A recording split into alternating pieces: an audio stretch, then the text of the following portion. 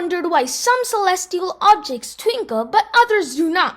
Hello, my name is Ayush Patil, and today I will talk to you about why stars twinkle but planets do not. Sounds interesting, right? But before that, we need to learn about some concepts known as refraction and atmospheric refraction. As you might already know, light always travels in a straight line. But when it travels through a different substance, it changes direction. But why?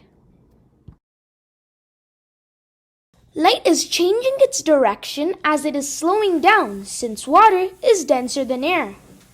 To further add, the more the difference in the speed of light in different media, the greater will be the amount of refraction or bending of light that occurs. Some examples of refraction are a coin appearing to be larger in water and a pencil appearing to be bent in water. Now let's get a brief summary on what refraction is. Refraction is the change in direction of light when it enters from one material to another material. Now let's talk about atmospheric refraction, which, as you might have already guessed, is caused by the atmosphere. But first, we need to talk about the parts of the atmosphere. The part which is closer to the Earth is denser, thus it's called the denser medium, while the part higher above is known as the rare medium and is less dense. What does this have to do with atmospheric refraction? Well, like I already said, the atmosphere is made up of two mediums, which are constantly fluctuating, and when light passes through them, refraction takes place and the light bends. In a practical model, we have a star over here, and for better understanding, let's focus on one ray emitted from it. Now we all know stars are very, very far away, and we know that farther objects look smaller. Therefore, they are considered point sources of light. Now let's see what happens to the ray emitted from the star. The ray zooms through the vacuum of space in a straight line into the rare medium.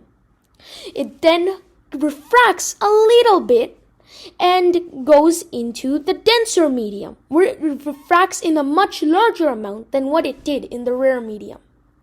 Now, you might have already noticed multiple refractions are taking place in each layer because the layers are not static. So as the light enters our atmosphere, it gets refracted in different amounts at each layer. Thus, the amount of light reaching our eyes is always changing.